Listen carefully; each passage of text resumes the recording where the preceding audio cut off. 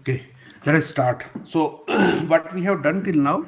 So, in last week, our main focus was on REF, RREF, and we have done out of four fundamental subspaces related to a matrix. We have done two: row space and column space. How can we find row space and how can we find column space with respect to any matrix? Okay, now we will start uh, this lecture uh, by introducing the things that how can we find null space of a metric space. So we'll spend enough time on null space and learn the algorithm. और बेटा algorithm उसी तरीके से learn करने की कोशिश करना जैसे मैं समझाऊं, because there are other ways also to find the null space, very basic ways. Okay, लेकिन उनको भी समझना है जो जो बिल्कुल बेसिक तरीके हैं. And main thing is try to learn the algorithm that I will give you, and try to implement that algorithm on your computer in 106 lab also. Okay, so my this voice is clear, I think, and the screen is visible. Yes, sir. Okay, okay, fine, good. So let us continue with the same example, okay, that we have done. So we are doing in theory, and I hope you in last week you have done a lot of examples also. Hmm? So A was that this is the same matrix as we have discussed in case of REF, RREF, and row space, column space. 1 3 3 2 2 6 9 7 -1 -3 3 4. This is the matrix. Okay, its REF was, let me write, REF of A was this 1 3 3 2 0 0 3 3 0 0 0 0. So this was REF, and RREF 1 3 -1 1 3 sorry 0 -1.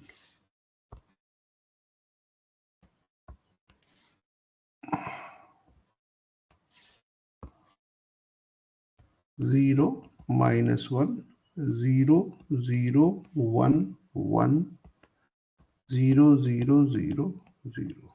This is REF of A. Okay, and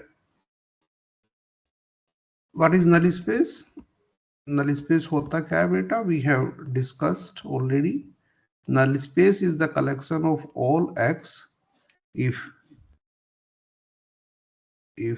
where if A belongs to Rm cross n. So null space is the collection of all x in Rn such that A into x is equal to 0. In null space. Now we will learn how to find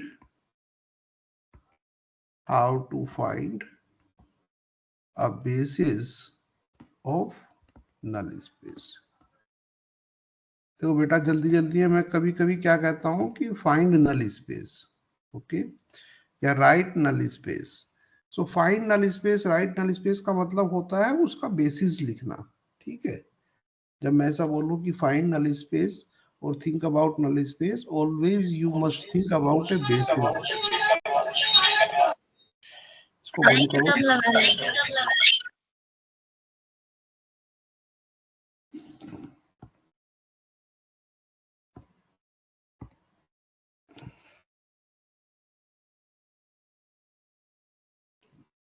So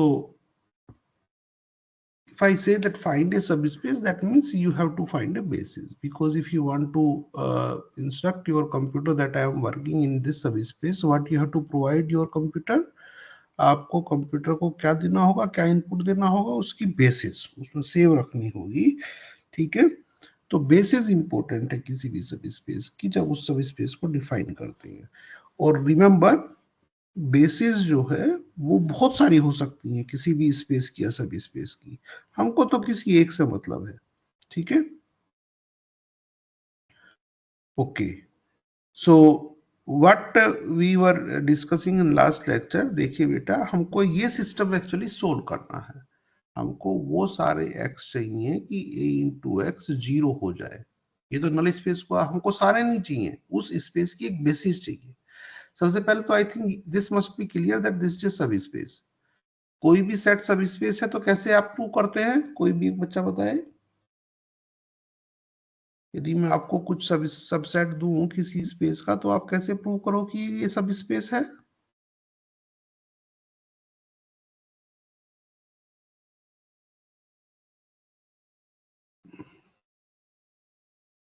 कोई sir भी। First वो भी एक vector space होगा sir.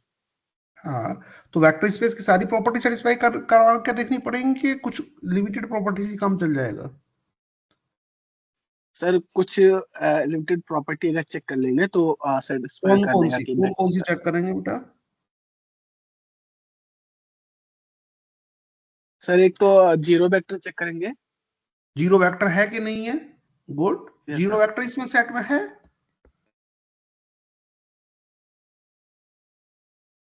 Set क्या है, x का collection.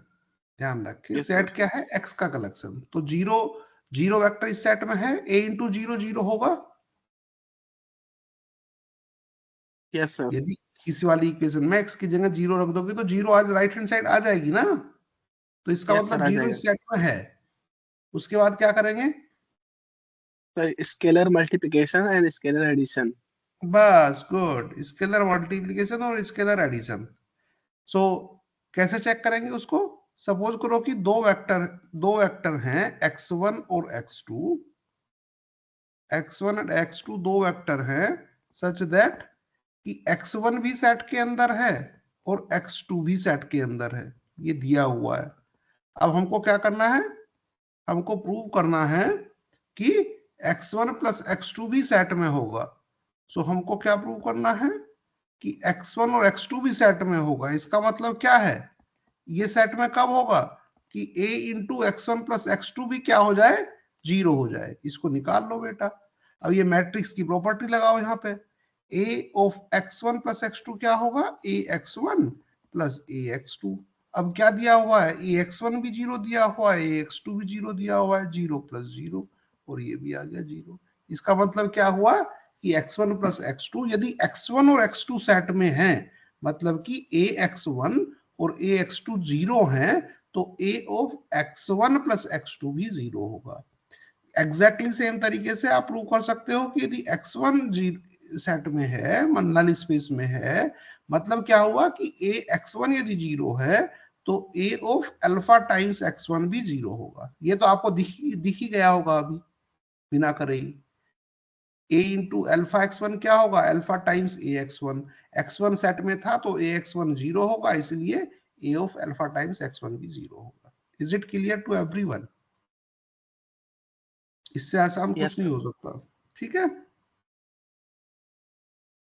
सो पहली बात तो ये कि एक सब स्पेस है, ये जो सेट है ये एक सब स्पेस है, इसमें कोई दो राय नहीं है। इसीलिए इसी तरीके से कॉलम स्पेस और नल स्पेस भी सब सेट है, वहां पे प्रूव करने की जरूरत इसलिए नहीं थी क्योंकि कॉलम स्पेस और नल स्पेस तो होते ही स्पैन है। रोज का span row space, column space का स्पैन कॉलम स्पेस, और स्पैन तो हमेशा सब स्पेस होता है, ये आपने प्रूव किया हुआ है। ठीक है, देखो बेटा जब वेक्टर स्पेस हम प्रूव करते हैं ना, किसी भी कोई भी वेक्टर स्पेस, तो हमको जो 10 की 10 प्रॉपर्टीज है वेक्टर स्पेस की वो सब प्रूव करनी होंगी।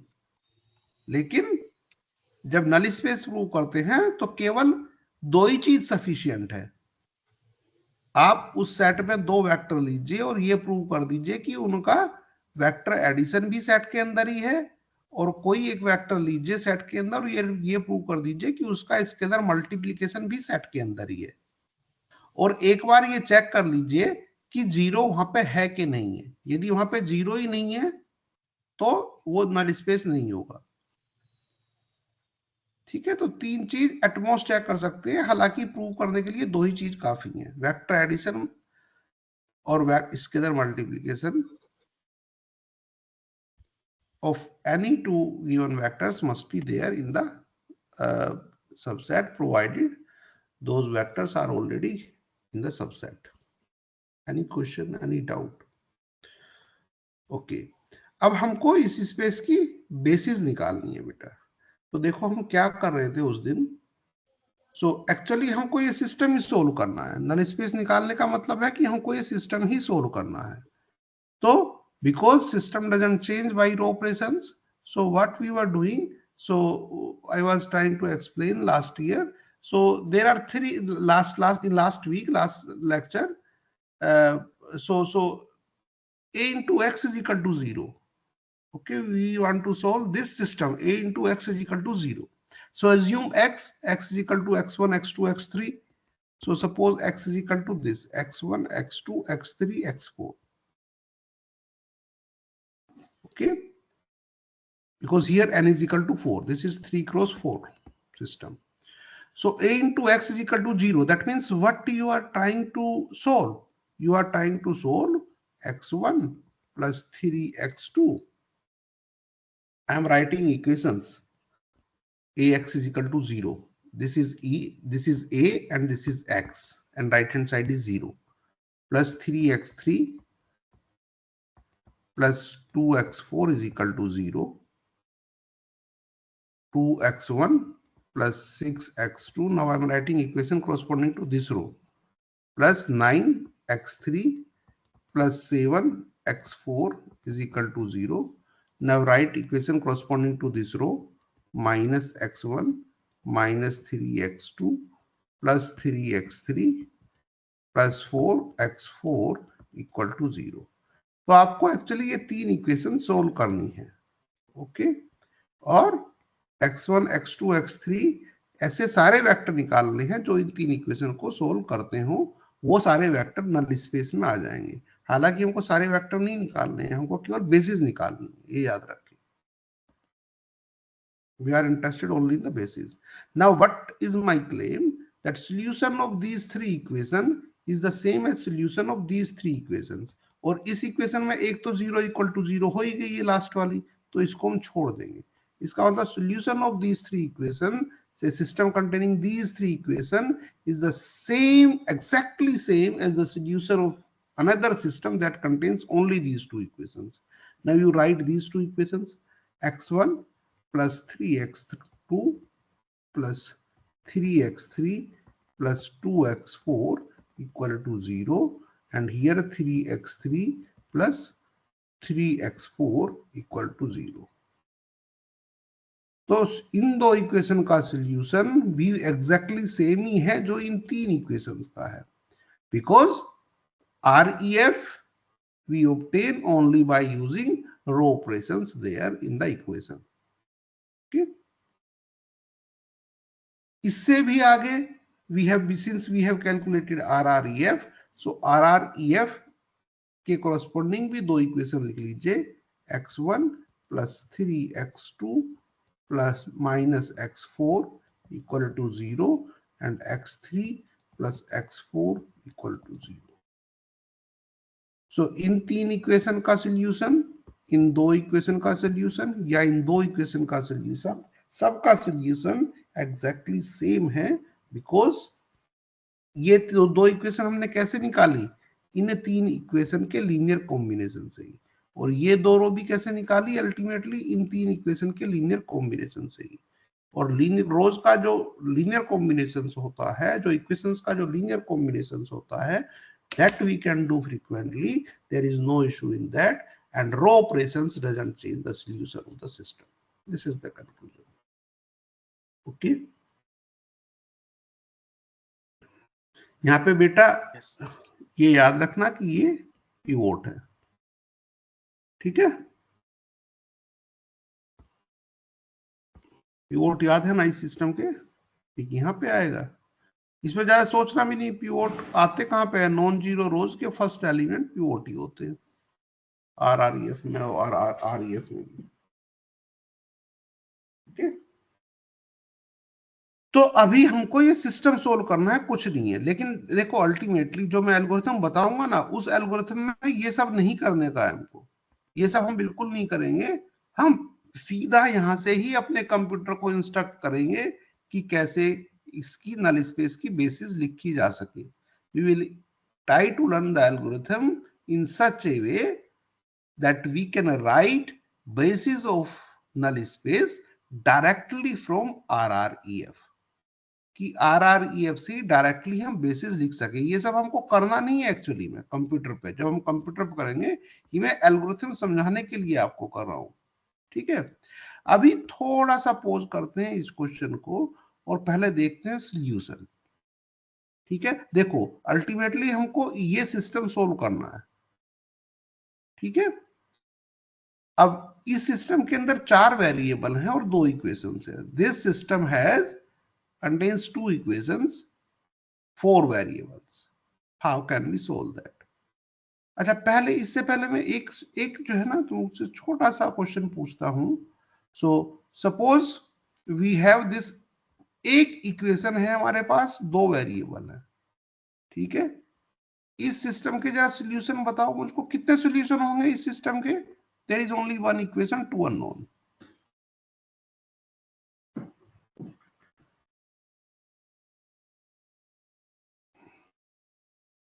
कैसे निकालेंगे ये बताओ।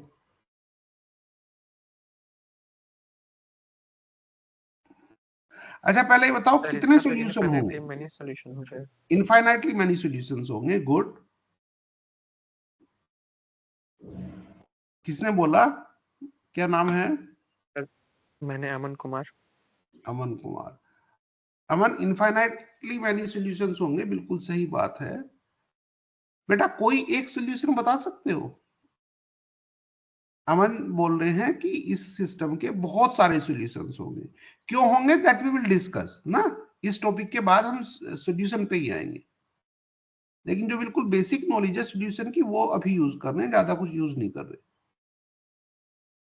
अमन कोई एक सॉल्यूशन बता सकते हो? x1 और x2 की कोई भी वैल्यू बता सकते हो कि जिनका सम 0 आ जाए?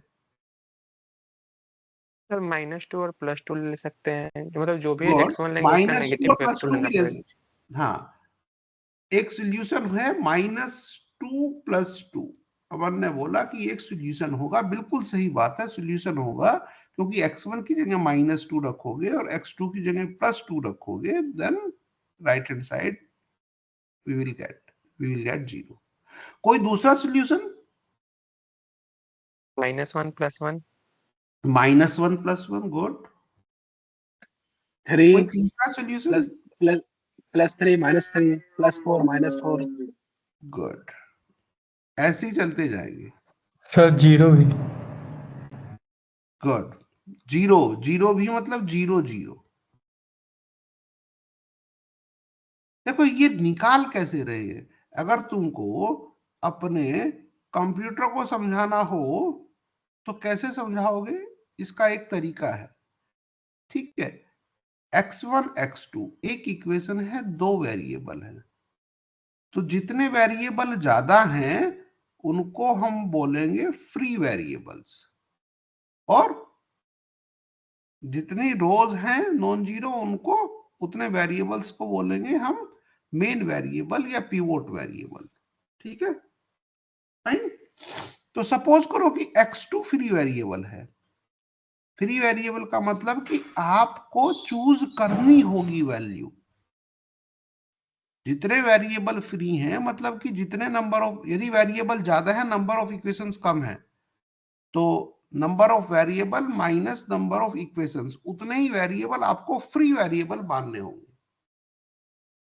तो इस इक्वेशन में, इस सिस्टम में क्या है, एक इक्वेशन 2 वेरिएबल, तो किसी एक वेरिएबल को, मैं ये नहीं कह रहा कि x2 को ही मानो x1 को ही मानो, किसी एक वेरिएबल को फ्री मान दो और दूसरे को मेन वेरिएबल या पिवोट वेरिएबल बोलते हैं जब हम एल्गोरिथम सीखेंगे, दूसरे को पिवोट वेरिएबल मान लो। तो किसको फ्री वेरिएबल मानना चाहोगे? कोई भी एक स्टूडेंट बताए, अभी डिस्कशन करें। सर x2 x2 को फ्री मान लीजिए, तो मेन मान लेते हैं, x1 की हम वैल्यू निकालेंगे, ठीक है। सपोज करो कि x2 को हमने जीरो, फ्री वेरिएबल मतलब तुम्हारी मर्जी कुछ भी मान लो, फ्री का मतलब फ्री बिल्कुल। सो x2 को जीरो माना तो x1 की वैल्यू कितनी आएगी? जीरो। जीरो। x2 को जीरो माना तो x1 की वैल्यू जीरो ही लेनी पड़ेगी, कोई और जो है आपके पास कोई और सोल्यूशन नहीं है, क्योंकि आपको सम जो है जीरो करना है। ठीक है, अब x2 को आपने 1 माना तो x1 कितना आएगा? -1। -1। और आपको आपको सोल्यूशन जो है ये मिल जाएगा। पहले पहले वाले केस में ये सोल्यूशन मिला था। ठीक है, अभी x2 को यदि 2 मानोगे तो x1 क्या होगा? -2। ये सोल्यूशन मिल गया। x2 को -3 मानोगे तो x1 क्या का सोल्यूशन क्या आएगा? x3 की जगह -3 लिखो तो x1 इज इक्वल टू क्या आएगा? x1 is equal to -x2। तो x2 की जगह -x3 तो 3, ये सोल्यूशन मिल जाएगा। इसी तरीके से आपको सोल्यूशन मिलते जाएंगे। अभी बस मेरा एक क्वेश्चन लास्ट रह गया। ठीक है, देखो ये जो सोल्यूशन है ना, ये तो ट्रिवियल सोल्यूशन है। ax इज इक्वल टू 0, हमको यही सोल्व करना था ना, ax इज इक्वल टू 0, ये सिस्टम हमको सोल्व करना था। so this solution is very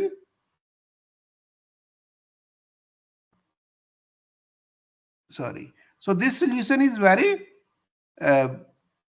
trivial solution. This solution is trivial solution. ax is equal to 0 को हमको सोल्व करना है बेटा, तो x की जगह 0 रख दो तो हमेशा 0 ही आएगा राइट हैंड साइड है। तो इस सॉल्यूशन को निकालने के लिए एक्चुअली हमने कुछ किया नहीं, वेरी ट्रिवियल सॉल्यूशन है। ax is equal to 0, तो 0 x की जगह 0 रखेंगे तो 0 आएगा। So this is called trivial solution.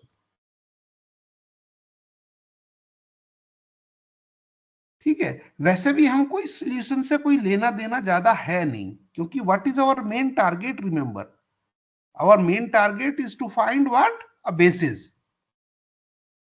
ठीक बात है ना, बेसिस निकालना है ना हमको नल स्पेस की। और बेसिस में क्या जीरो एलिमेंट हो सकता है?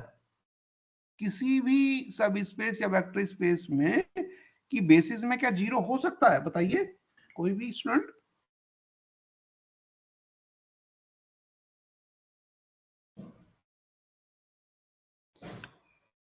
कोई भी वेक्टर्स का सेट है और उस सेट में जीरो पड़ा हुआ है, वो सेट एल होगा कि एल होगा?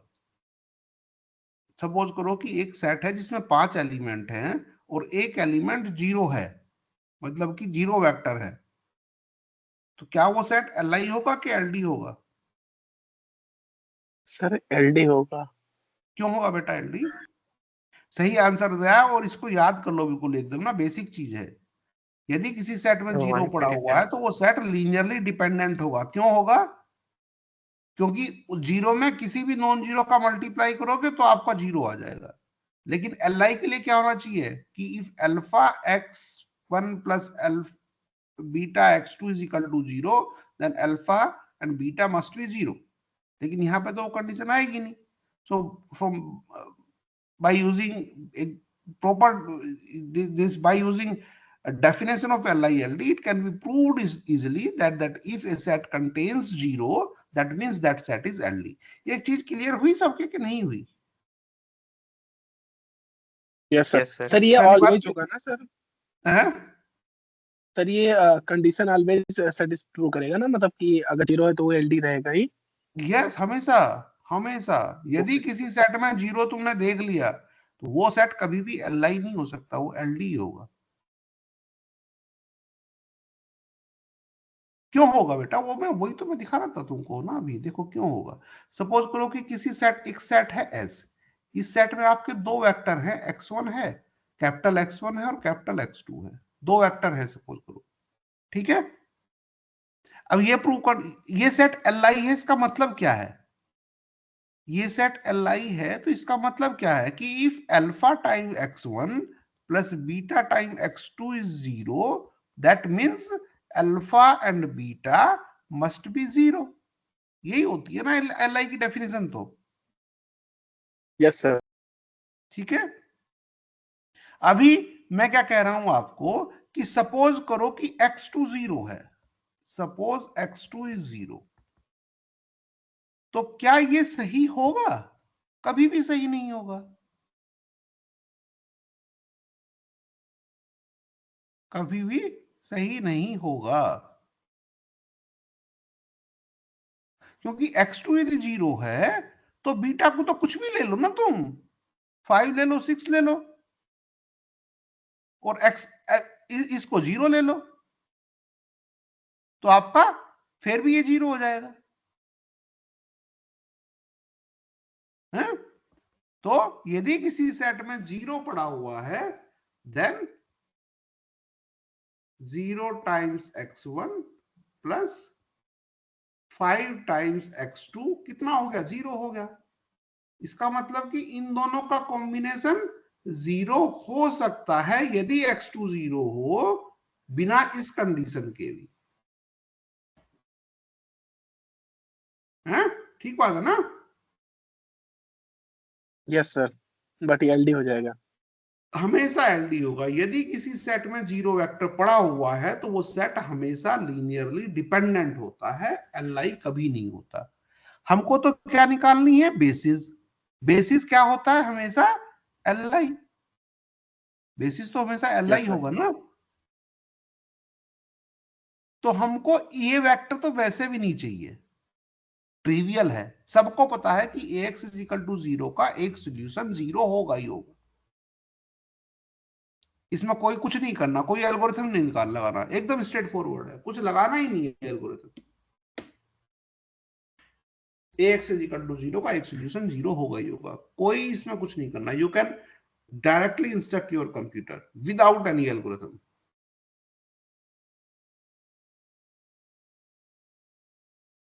अभी बताइए कि इन सारे सॉल्यूशंस का अदर देन दिस सॉल्यूशन, इसमें तो हमारा कोई इंटरेस्ट ही नहीं था है इसी, यदि ये सिस्टम हमारे पास है, इन सारे सॉल्यूशंस की कोई एक प्रॉपर्टी बता सकते हो? बाकी जितने भी सॉल्यूशन आ रहे हैं इस सिस्टम के, इनकी कोई एक प्रॉपर्टी बता सकते हो? ये सारे एक दूसरे पे एलटी है कि एलआई है?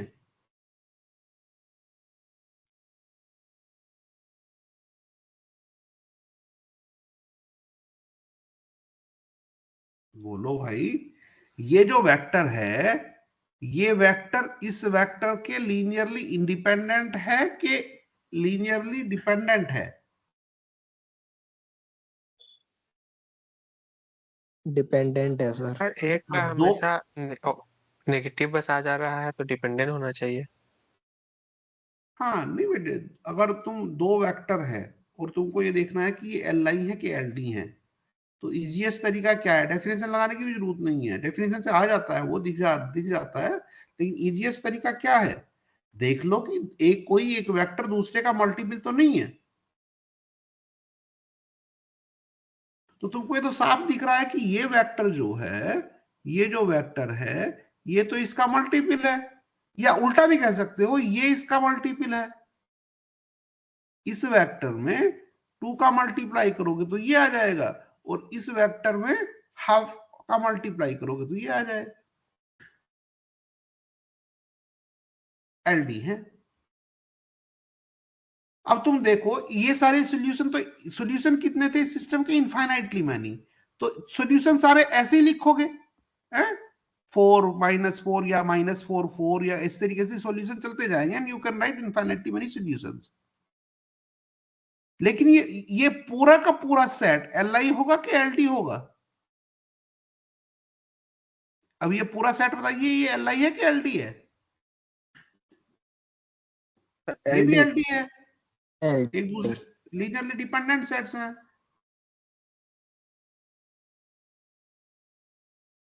और ऐसे ही पूरा सेट आप सोचिए, अज्यूम कीजिए पूरा का पूरा सेट जिसमें कैसे वेक्टर होंगे, जिसमें कैसे वेक्टर होंगे?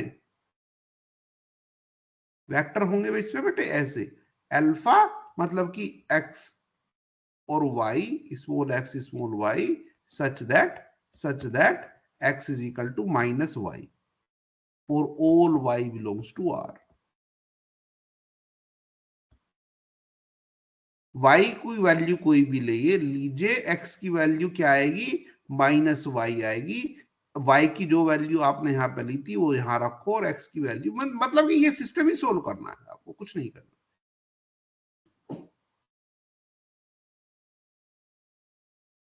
अभी बस मुझको एक चीज बता दो, लास्ट क्वेश्चन, कि ये जो सेट, ये सेट देख पा रहे हो ना, दिमाग में अपने बना पा रहे हो ना, ये सेट, इस सेट में इनफाइनाइटली मैनी एलिमेंट्स है, ये सेट अपने दिमाग में बना पा रहे हो ना? Yes sir. अच्छा A set containing vectors x y means x पहला कंपोनेंट है, y दूसरा कंपोनेंट है, such that x is equal to -y and you are free to choose y, any real number, जरूरी नहीं कि वो प्लीज इंटीजर यूज ही हो। Different पे क्या? हाँ हाँ ठीक है, यूज डिफरेंट। कुछ फोकस करो, ध्यान से देखो, जानबूझ कर लिख रहा हूं, क्लियर ना दिखे, सोचो बेटा।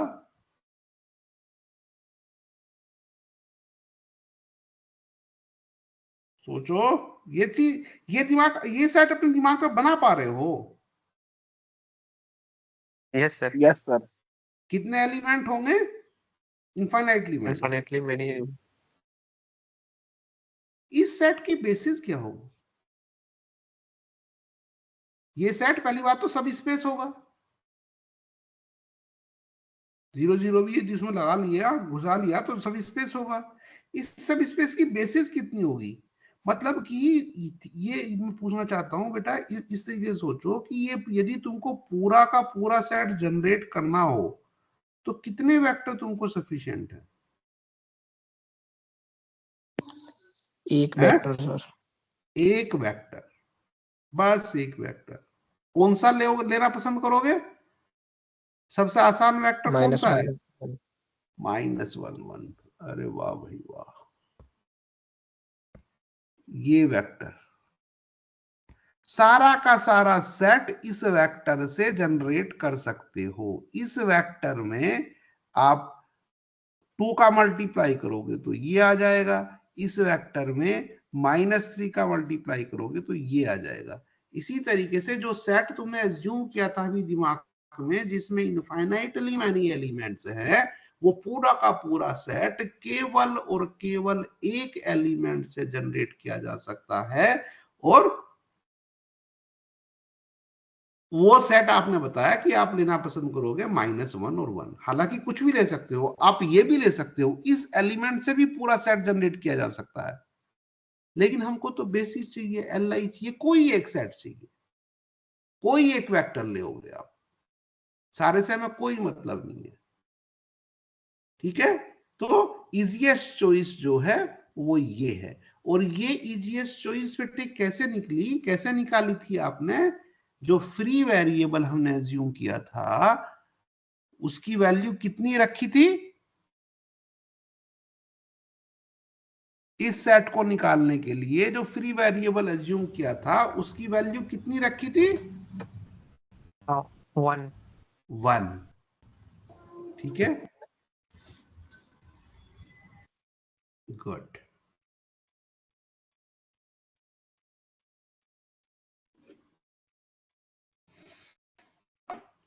बस लास्ट एक चीज और करेंगे।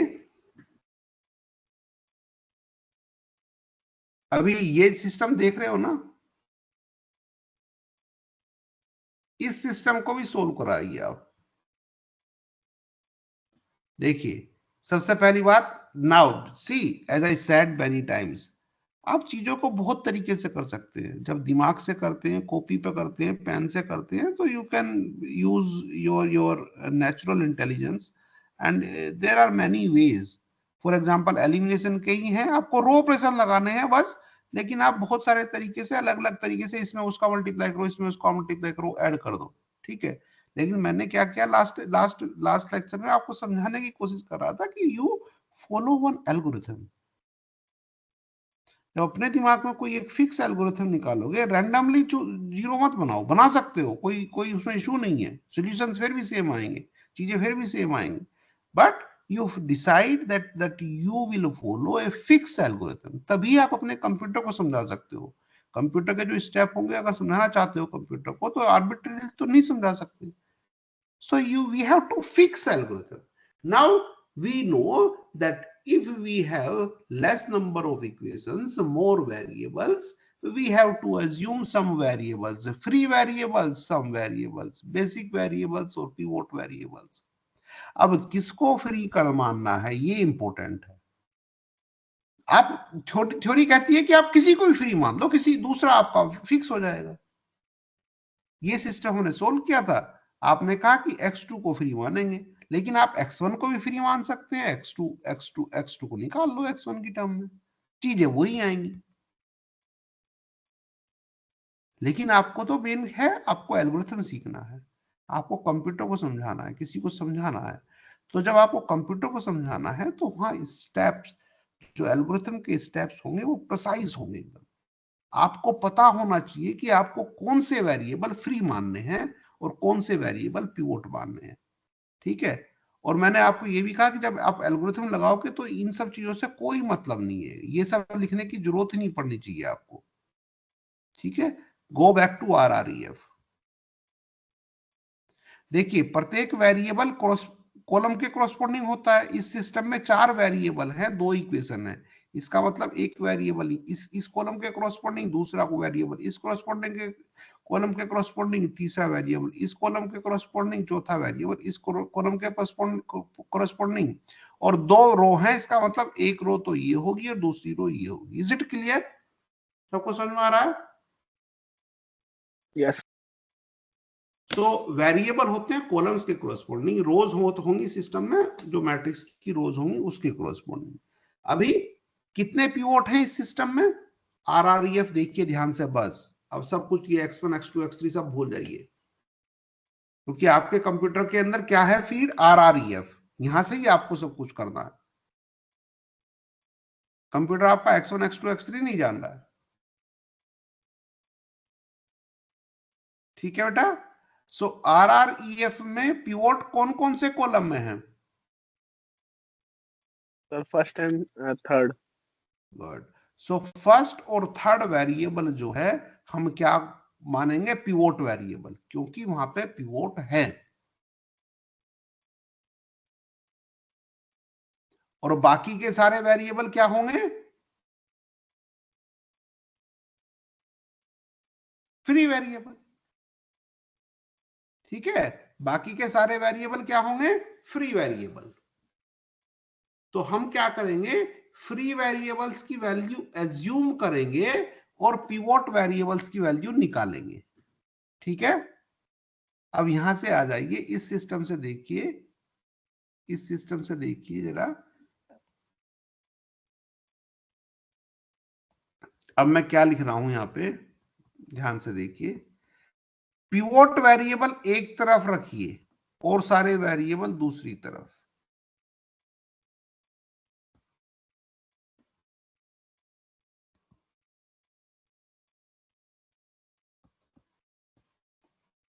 ठीक बात है? ठीक बात है कि नहीं?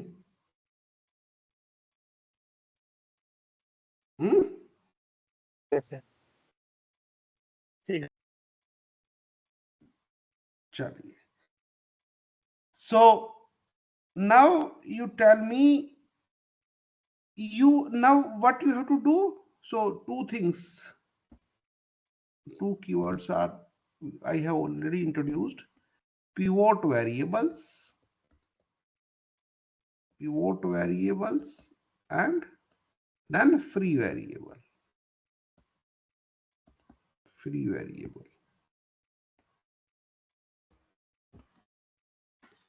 सबको समझ में आना चाहिए. पिवोट वेरिएबल कौन से होंगे? जिस कॉलम्स में पिवोट है. फ्री वेरिएबल कौन से होंगे? जिसमें पिवोट नहीं है. तो यदि मैट्रिक्स की, अब क्वेश्चन आंसर बताइए मुझको. यदि मैट्रिक्स की रैंक R है, so if rank of matrix A is R, then number of pivot variables कितने होंगे?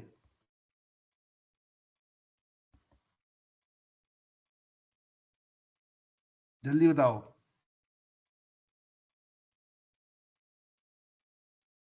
आर आर होंगे सर। आर ही पिवोट होंगे ना, आर ही Yes. पिवोट होंगे। इफ रैंक इज आर तो आर पिवोट होंगे, और पिवोट वेरिएबल के कॉरस्पॉन्डिंग ही पिवोट कॉलम आएगा, पिवोट कॉलम के कॉरस्पॉन्डिंग वेरिएबल आएगा।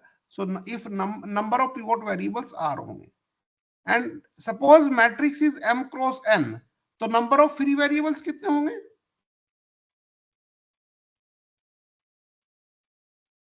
नंबर ऑफ फ्री वेरिएबल्स कितने होंगे? टोटल वेरिएबल कितने हैं? Plus r minus n. r minus n के n minus r? n minus total variable minus pivot total variable. Variable तो n है ना, और ये पिवोट वेरिएबल तो n माइनस r। ठीक है, ये क्या है? रैंक। और ये क्या है? ये नंबर क्या है? क्या बताया था लास्ट लेक्चर में? ये नंबर क्या है? Nullity. dimension of null space. Nullity, dimension of null space. Yes, हाँ, सॉरी, करेक्ट। ठीक है, dimension of null space. What is the name of dimension of null space? Nullity बोलते हैं ना बेटा? nullity. Yes. So rank plus nullity is equal to dimension of domain, that is n. Rank nullity theorem. Anyway, what I was trying to say, that how many free variables you must have in your system? That is equal to nullity. That is equal to nullity. n minus r हमेशा। ठीक है, okay. इसका मतलब क्या है कि आप के जो बेसिस होगी उसमें कितने वेक्टर्स होंगे? n minus r, because free, और वो उतने ही होंगे जितने free variable, n minus r. देखिए बेटा, अब मैं क्या कर रहा हूं, जैसे यहाँ पे हमने समझाया था ना, मैं समझाने की कोशिश कर रहा था कि एक्चुअली इस सिस्टम को यदि आप सोल्व कर रहे हो तो आपको ये सारे वेक्टर लिखने की जरूरत ही नहीं है। आप बस एक वेक्टर लिख दीजिए 1 और -1, और इस वेक्टर का स्पैन, इस वेक्टर का स्पैन जो होगा, मतलब कि एक ऐसा सब स्पेस जिसकी ये बेसिस हो, वो सब स्पेस पूरा का पूरा सॉल्यूशन है। So I am not interested in all this complete list, क्योंकि ये complete list में कभी पूरी कर ही नहीं सकता है। हाँ, infinitely many elements हैं, but if I say that solution of this system is a subspace that is generated by this element, और एक ऐसा सब स्पेस जिसकी बेसिस ये एक सेट हो, वो मेरा सफिशिएंट हो जाएगा कहना। So I am interested in basis। और ये बेसिस हमने कैसे लिखी? अब एल्गोरिथम सीखना है ना हमको। फ्री वेरिएबल की वैल्यू क्या ली? 1, और पिवोट वेरिएबल की वैल्यू निकाल ली इस सिस्टम से, -1। ठीक है, अभी यहां पे आ जाइए। यहां पे फ्री वेरिएबल कितने हैं बेटा? जल्दी n बताओ। minus r. नहीं, अब पर्टिकुलर नंबर बताओ बेटा। अब ये सिस्टम की बात कर रहा हूं मैं, एब्स्ट्रैक्ट सेंस में बात नहीं कर रहा हूं। इस पर्टिकुलर सिस्टम में कितने फ्री वेरिएबल हैं? टोटल वेरिएबल 4 हैं, फ्री वेरिएबल कितने हैं? 1. फ्री वेरिएबल बेटे 1 कैसे हैं? सारे फ्री वेरिएबल तो हम राइट हैंड साइड में कर दिए ना। 2 है फ्री वेरिएबल। हाँ, 2 वेरिएबल फ्री हैं और 2 वेरिएबल्स पिवोट हैं। पिवोट वेरिएबल कौन से थे? पिवोट वेरिएबल के, पिवोट कॉलम के कॉरस्पॉन्डिंग 1 और 3rd, ये जो है वेरिएबल पिवोट वेरिएबल, और बाकी के दोनों फ्री वेरिएबल।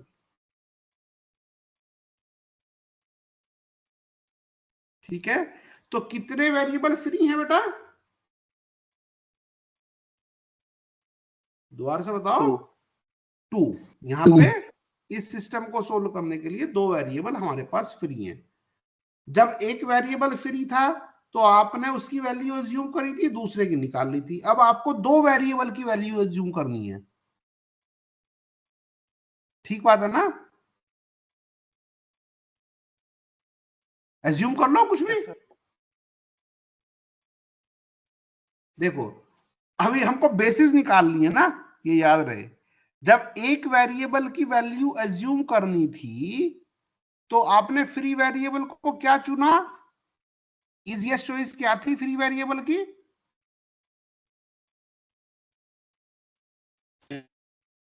हैं? सबसे 1 and easiest- -1. हाँ नहीं, फ्री वेरिएबल की वैल्यू बताओ, केवल फ्री वेरिएबल की। 1 1. और पिवोट वेरिएबल -1 आ गया।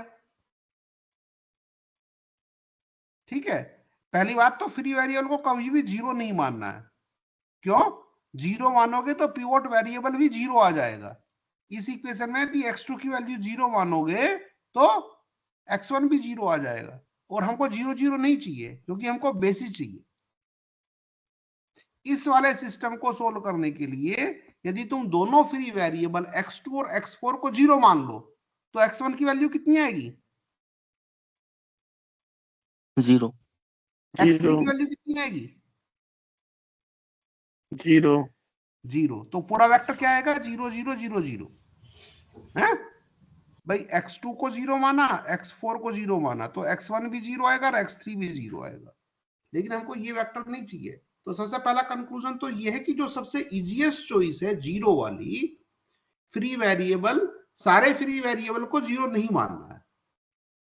सारे फ्री वेरिएबल को 0 मानोगे तो कंप्लीटली 0 सॉल्यूशन आ जाएगा, जिसमें हमारा कोई इंटरेस्ट नहीं है, because we are interested in a basis. इसके बाद कोई चॉइस बताओ। देखो यदि एक ही वेरिएबल अज्यूम करना था तो हमने डिसाइड कर लिया कि हमारी जो चॉइस होगी फ्री वेरिएबल को मानेंगे हम 1। If number of free variable is 1, then we will assume it 1। ठीक है, इसकी वैल्यू भी 1 मानेंगे। if number of free variable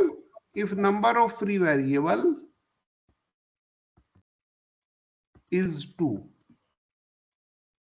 then we assume, क्या मानेंगे? आपको दो वेरिएबल की वैल्यू माननी है बेटा। ठीक है, क्या मानोगे? क्या मानना चाहिए बताओ ना, ऐसे ही रैंडमली बोलो ना कुछ भी। सर 1 1 2 3 हैं? 1 2 1. 3 1 1 दो वेरिएबल आपको मानने हैं। यहाँ पे x3 और x4 की वैल्यू माननी है, x2 और x4 की वैल्यू माननी है ना आपको। x1 और x2 तो निकालनी पड़ेगी। तो x2 और x4 की वैल्यू 0 तो मान नहीं सकते। उसके बाद क्या मानोगे? क्या मानना 1. पसंद करोगे? मान तो तुम कुछ भी सकते हो, थ्योरी सेज दैट कुछ भी मान सकते हो, कोई इशू नहीं है। कोई एक 2 और वेक्टर आ 3 जाएगा। हैं? Then x2 equal to 1 1 minus and 1 x4 equal to 2. x2 किसी ने बोला कि x2 इज इक्वल टू 1 मान लीजिए, और One. x4 is equal to क्या मानना है? 2. 2। गुड। तो x2 इज इक्वल टू 1 मानोगे, x4 इज इक्वल टू 2 मानोगे, तो x1 की वैल्यू क्या आएगी? -1. -1। और x3 की वैल्यू क्या आएगी? -2। -2. कोई और बच्चा बताए कि क्या तुम यही चॉइस मानना पसंद करोगे? यदि कोई तुमसे एक सॉल्यूशन निकालने की बात करे नॉन जीरो, तो इससे आसान चॉइस तुम्हारे पास नहीं है।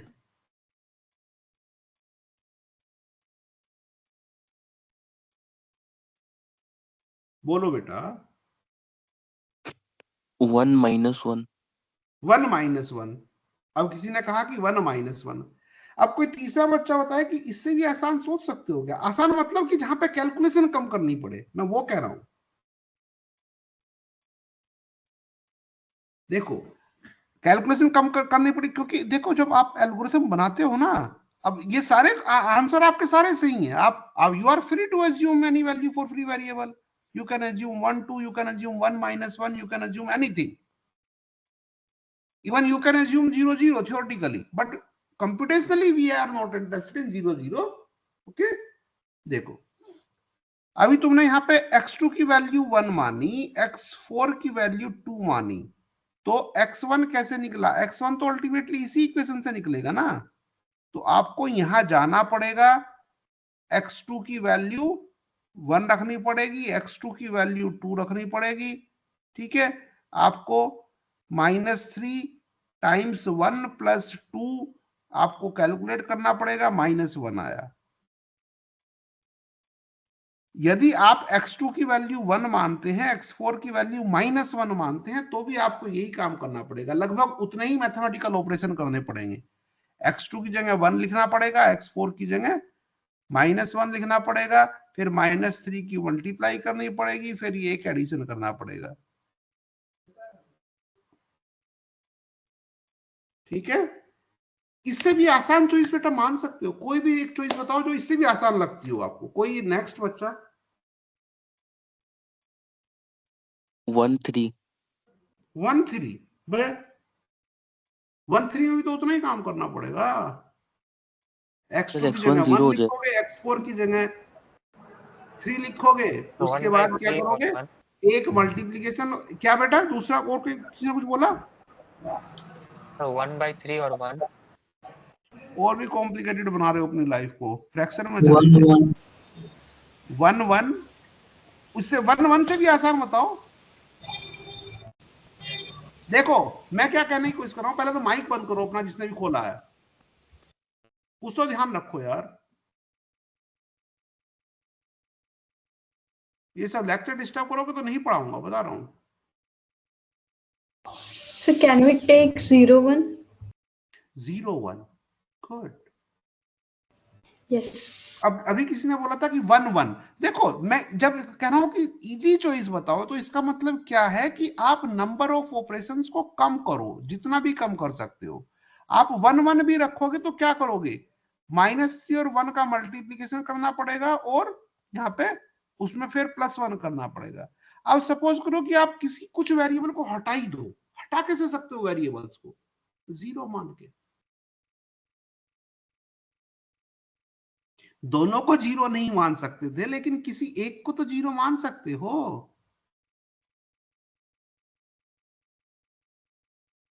हैं? यस सर, मान सकते हैं। तो एक बार 1 0 मानो, और बेटे कितनी लीनियरली इंडिपेंडेंट चॉइस मान सकते हो आप दो वेरिएबल की? देखो इस क्वेश्चन को थोड़ा ध्यान से समझना, जो मैं कहना चाह रहा हूं, आपके पास यदि एक ही फ्री वेरिएबल है तो आपने उसको 1 मान लिया था, ठीक है, और उसके बाद एक वेक्टर निकाल लिया था ये, और फिर कहा था कि अगर फ्री वेरिएबल की वैल्यू कुछ और मानोगे तो आपके पास एक वेक्टर आएगा जो इसी का ही मल्टीपल होगा।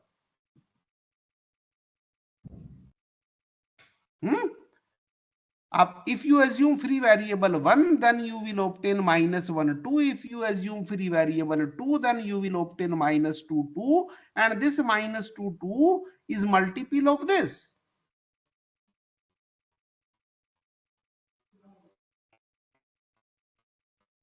अभी मुझको बताओ, देखो थोड़ा सा जो है ना, थोड़ा सा दिमाग और लगाओ, उसके बाद मैं आपको ब्रेक दूंगा 2-3 मिनट का, ठीक है।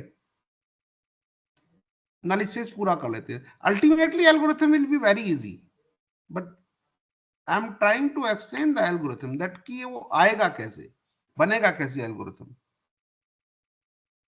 अच्छा, तो x, यदि तुम ये मानोगे x2 0 और x4 0, तो x1 की वैल्यू कितना आएगी बेटा?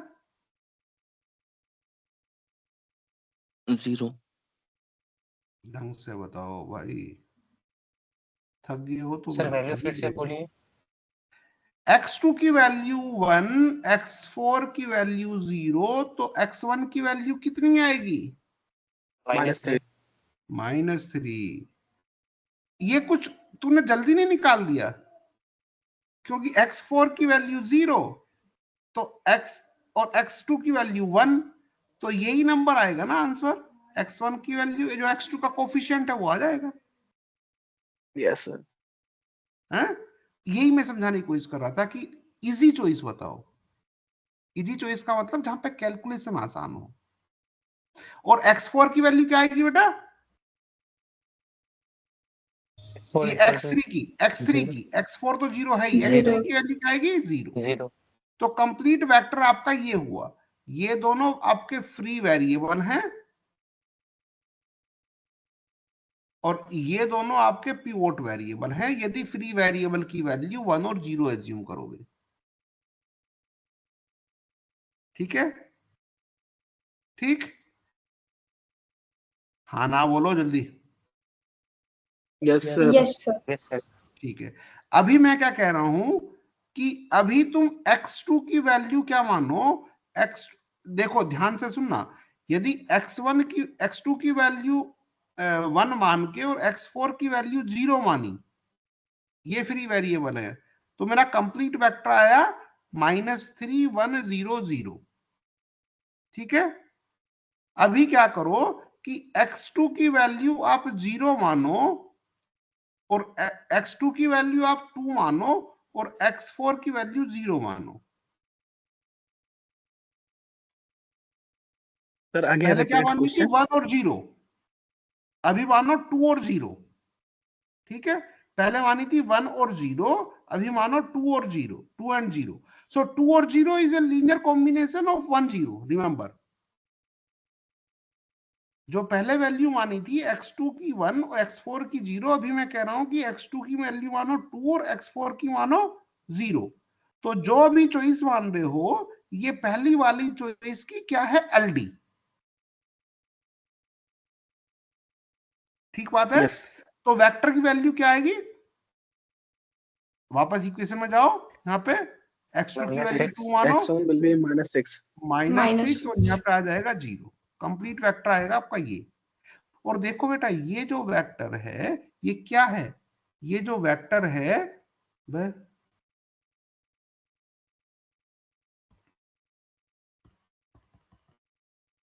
ये जो वेक्टर है आपका पूरा का पूरा वेक्टर,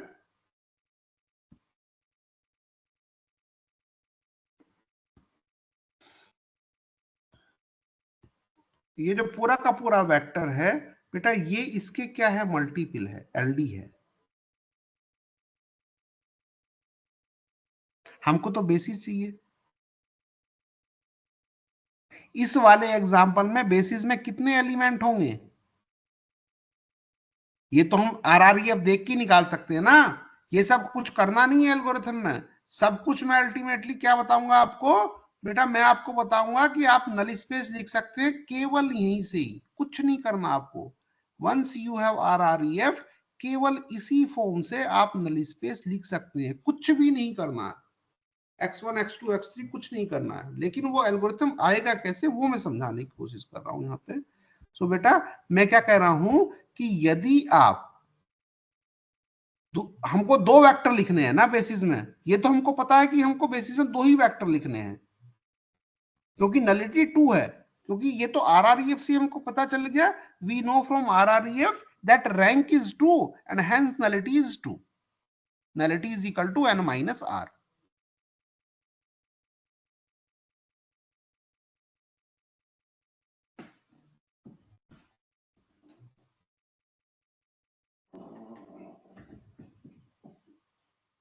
सो नलिटी कितनी होगी? 2। ठीक है, yes sir. Hello.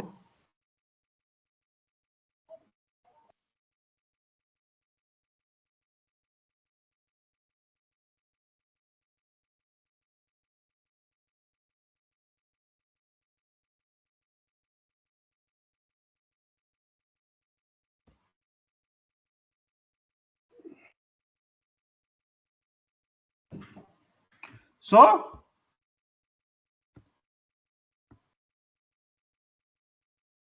what is the conclusion? See, you want to write two vectors in basis of your null space. Fine. एक वेक्टर हमने लिख लिया है, और एक वेक्टर को हमने कैसे लिखा बेटा? एक वेक्टर हमने लिख लिया है, और एक वेक्टर को हमने कैसे लिखा? कोई भी एक जो फ्री वेरिएबल है उसको 1 मानो और बाकी सबको 0। सबको 0 नहीं मान सकते। सबको 0 मानोगे फ्री वेरिएबल को तो क्या आएगा? सारे 0 आ जाएंगे, पिवोट वेरिएबल भी 0 वेक्टर मिल जाएगा। वो नहीं करना है हमको, बेसिस लिखनी है। तो पहली इजीएस्ट चॉइस हमने क्या डिसाइड करी कि किसी एक वेरिएबल को 1 मानो और बाकी सबको 0। जितने भी फ्री वेरिएबल हैं बाकी सबको 0 मान लो, और यहां पे वैल्यू रख दीजिए। Substitute values here and you obtain the values of pivot variable. If you assume x2 is equal to 1 and all other remaining free variables is 0, you will obtain x1 is equal to -3 and all remaining pivot variables will be 0.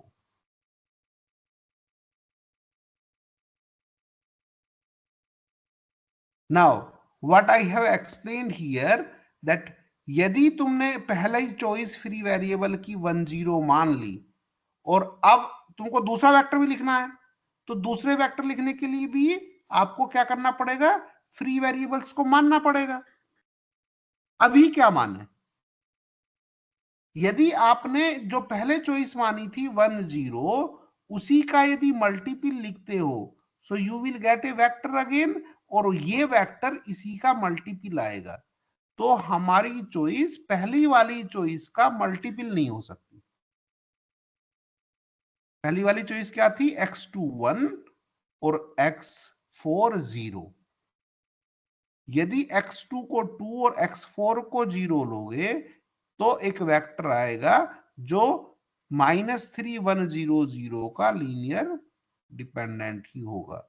लेकिन यहां पे तो हमको li vectors लिखने हैं ना, because we are interested in basis. तो मुझको बताओ अब तुम्हारी दूसरी चॉइस क्या होनी चाहिए? देखो, जितने फ्री वेरिएबल उतनी ही चॉइस माननी पड़ेगी, क्योंकि उतने ही वेक्टर आपको लिखने हैं। तो पहले तो एक बार तो हमने मान ली x2 1 और x4 0। अभी बताओ बेटा, कोई दूसरी इजीएस्ट चॉइस बता सकते हो कि एक अच्छा वेक्टर और मिल जाए आपको? अच्छा इन द सेंस कि इसके li।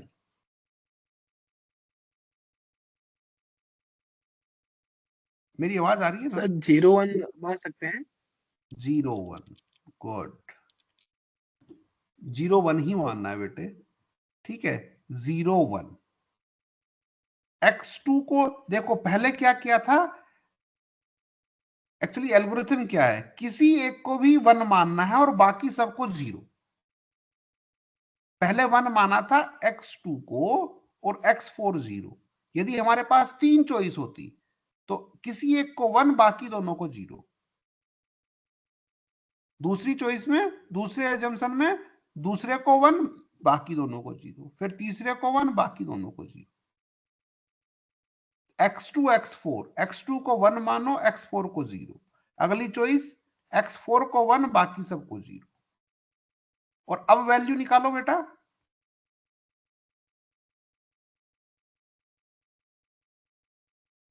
x3 कितना आएगा? अरे यहाँ पे रखो ना, x3 आएगा -1, और x2 कितना, x1 कितना आएगा? 1 x1 आएगा 1।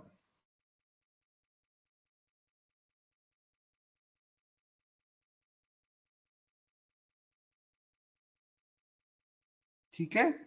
तो यदि बेटा if number of free variables is 2, then we assume free variables 1 0 0 1.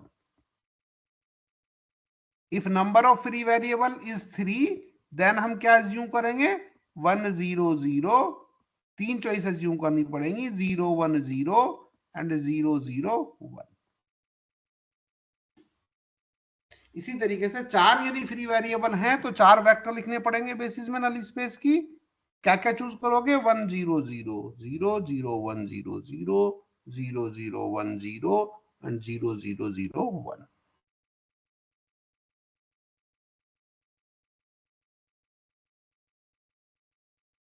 Last time मैं आपको बोल रहा हूं कि थ्योरेटिकली आप कुछ भी एज्यूम कर सकते हैं, but we are interested in a good algorithm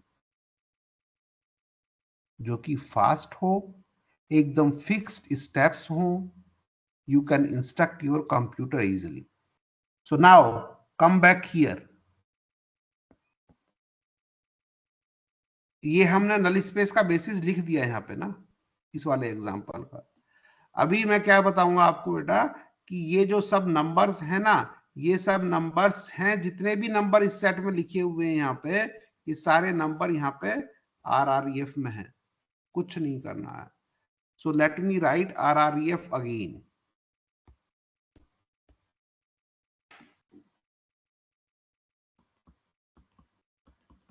RREF को मैं दोबारा से लिख रहा हूं। RREF क्या थी? 1 3 0 -1 0 0 1 1 0 0 0 0। ठीक है, इसकी हमको नल स्पेस की बेसिस लिखनी है। कैसे लिखेंगे बेटा?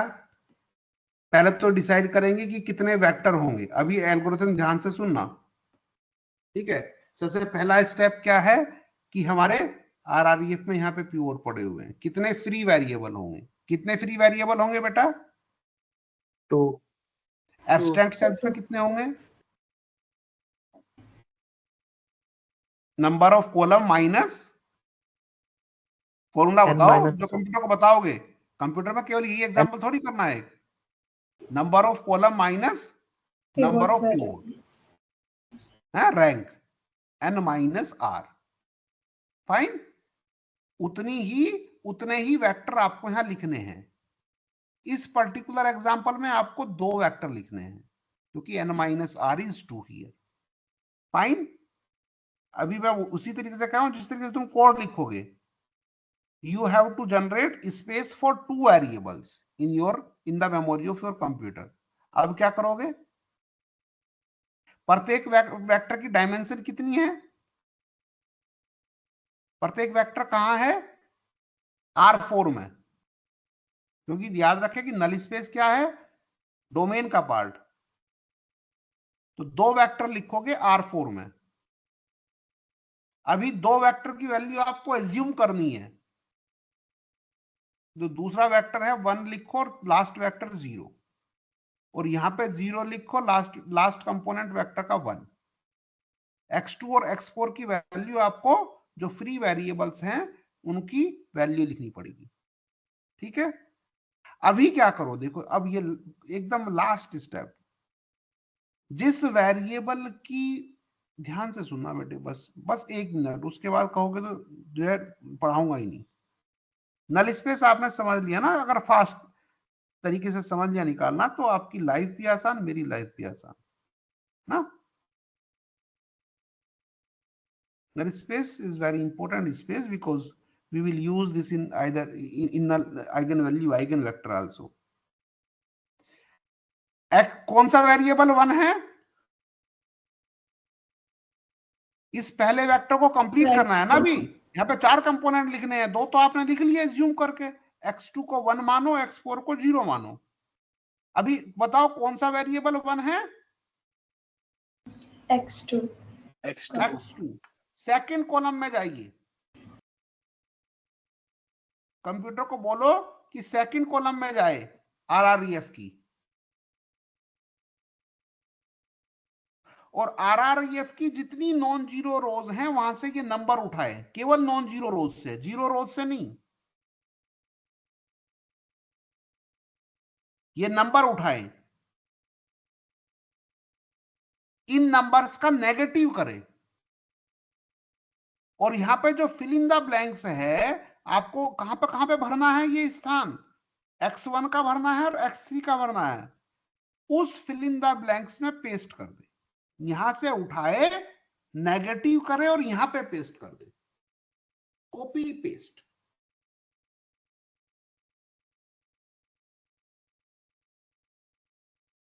देखो बेटा यही वैल्यू आई थी ना आपकी, अब यहां पर बचाओ, ये वेक्टर क्या है ध्यान से देखो, -3 1 0 0, -3 1 0 0।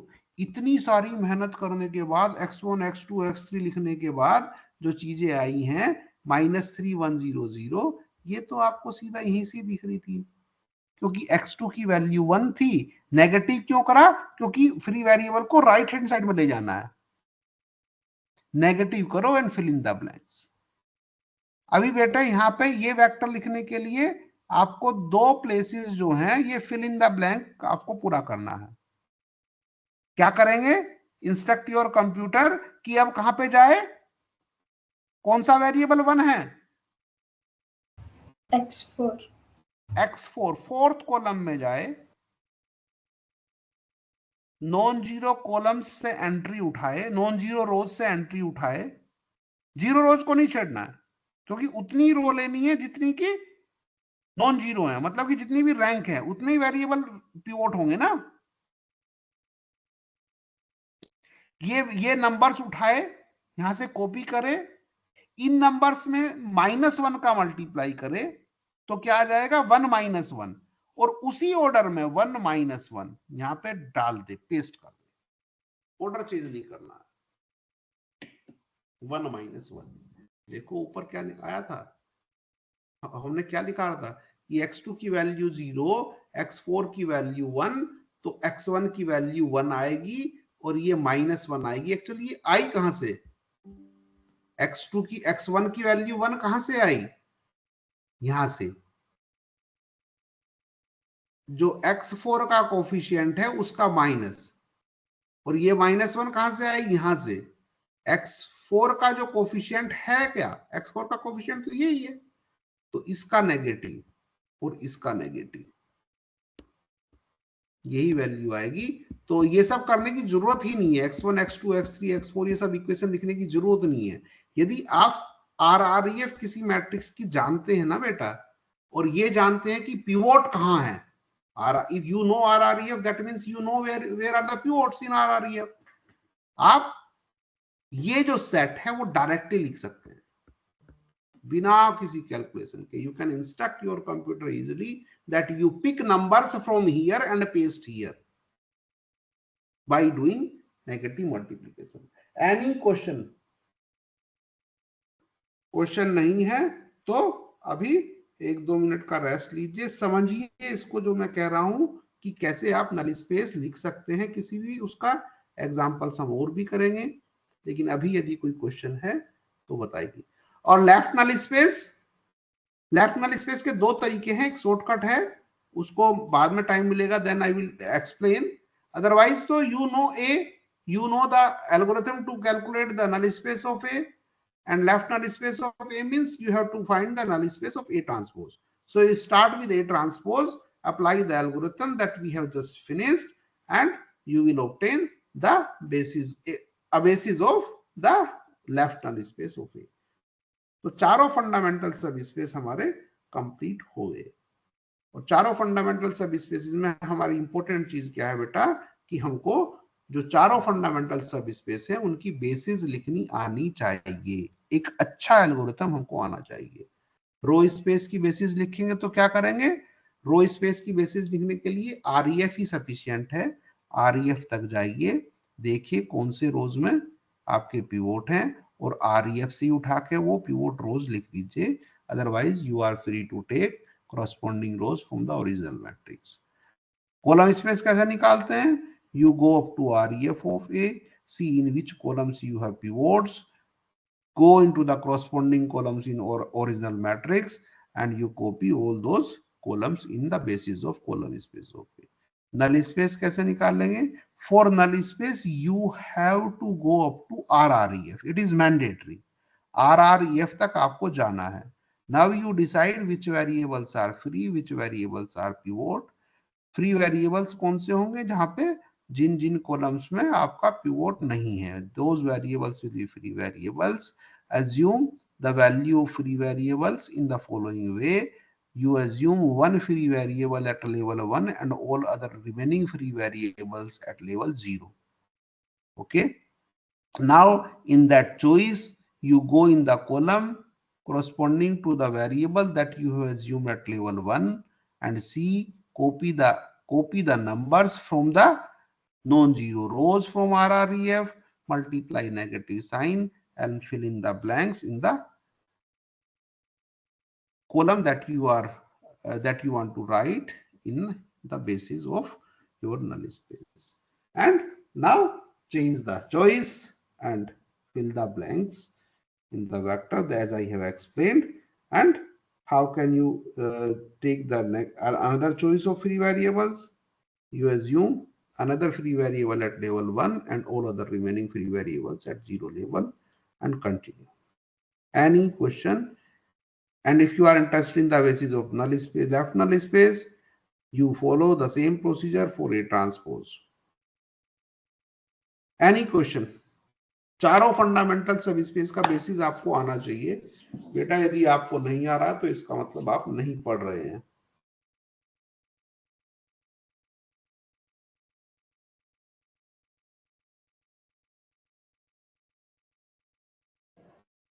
इस ग्रुप का क्लास कल है कि थर्सडे?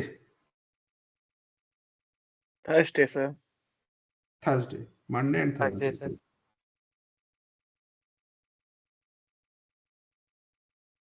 सर इसमें कोई डाउट नहीं है, सब क्लियर हो गया। सब क्लियर हो गया।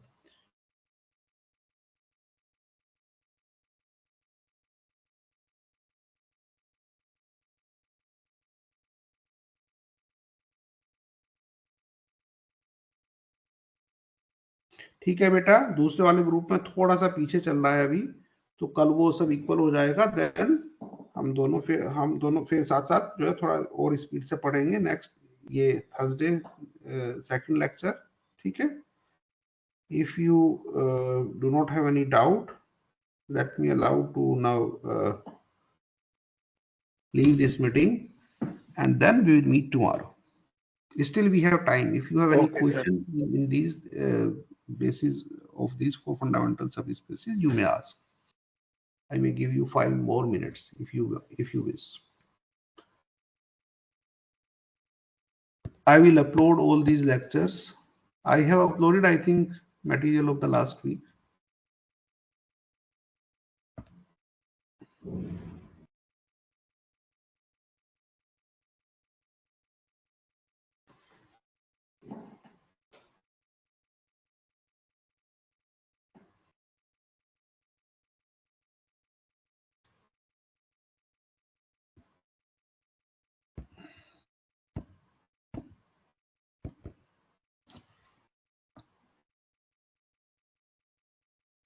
ठीक है बेटा, कोई क्वेश्चन नहीं है, so now I am leaving the meeting. Okay sir, thank you sir. Thank you, sir.